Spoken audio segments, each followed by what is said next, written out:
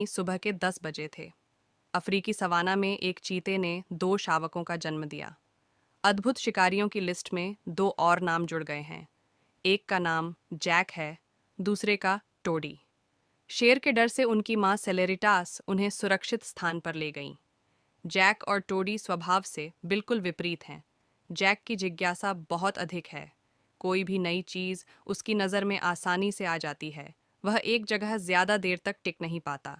लेकिन टोडी हमेशा सेलेरिटास के साथ रहता है। वो भी कोई कम उत्सुक नहीं, लेकिन उसकी बुद्धि जैक से कहीं अधिक स्थिर है। सेलेरिटास को जैक की चिंता है।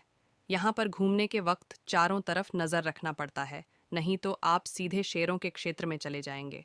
वह एक बच्ची है। वह नहीं जानती कि सवाना कितना खतरनाक है। सूर्योदय और सूर्यास्त के साथ एक एक दिन समाप्त हो रहा है। जैक और टोडी अब 1 साल 10 महीने के हैं। अब तक उनकी माँ ने उन्हें खाना खिलाया है, विभिन्न खतरों से बचाया है।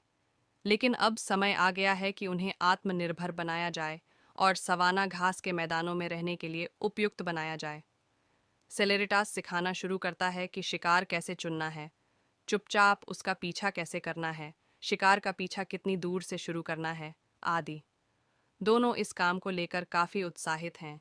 इन दोनों का हुनर भी धीरे धीरे बढ़ता जा रहा है। एक दिन सेलेरिटास, जैक और टोडी काले हिरणों के झुंड का पीछा करते हैं। वे घास में छिपकर बहुत धीरे धीरे आगे बढ़ रहे हैं। आज जैक और टोडी की बारी है। उन्हें साबित करना होगा कि वे कितने कुशल हैं। उन्होंने समूह में से एक हिरण के बच्चे को चुना। जब वे हिरण के बहुत करीब पहुंचे तो समूह को एहसास हुआ कि कुछ आ रहा है। वे जैक और टोडी को घास में छिपे हुए पाते हैं। वे तुरंत भागने लगे।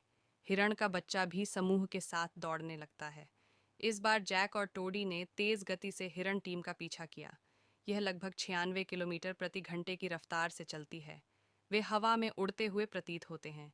जब जैक बच्चे के बहुत करीब आ गया तो उसने अपने अगले पंजे से बच्चे को जमीन पर गिरा दिया। हिरण का बच्चा फिर उठता है और भागने की कोशिश करता है, लेकिन टोडी उसके पैरों को काट लेता है। सेलेरिटास आता है और बाकी काम पूरा करता है। जैक और टोडी अपनी मेहनत का आनंद लेते हैं।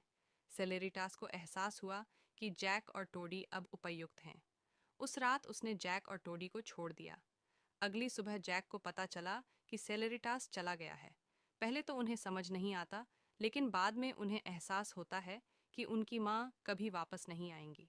अब उन दोनों को उनकी माँ के मदद के बिना सवाना के इस क्रूर वातावरण में जीने के लिए संघर्ष करना पड़ेगा। जैक और टोडी अच्छा समय बिता रहे थे, लेकिन एक दिन जैक ने टोडी से कहा कि वह हिरण के बजाय सूअर का शिकार करना चाहता है। लेकिन टोडी सहमत नहीं है। वह जैक को चेतावनी देता रहता है कि सूअर कितना खतरनाक है, लेकिन अंततः जैक की जिद पर सहमत हो जाता है। जैक ने सूअरों के झुंड के बीच से एक बड़े दांते वाले सूअर को चुना और उसका पीछा किया। टोडी भी उसका पीछा करता है।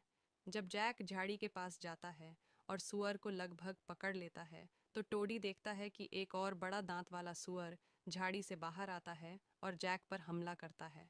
जैक तुरंत जमीन पर गिर गया। टोडी के पहुंचने से पहले दोनों सुअरों ने मिलकर जैक को मौत के घाट उतार दिया। टोडी ने देखा कि जैक का पूरा शरीर खून से लथपथ हो गया है। जैसे सवाना में सूरज डूबता है, वैसे ही जैक के जीवन का सूरज भी डूब जाता है। टोडी पूरी रात अपने भाई के शव के पास निश्चल बैठा रहा। दूर से शेर की दहाड़ सुनाई दे रही है। अगली सुबह टोडी ने जैक का शरीर छोड़ दिया और अपने भाई के बिना अफ्रीकी सवाना में एक नया जीवन कहानी लिखना शुरू किया।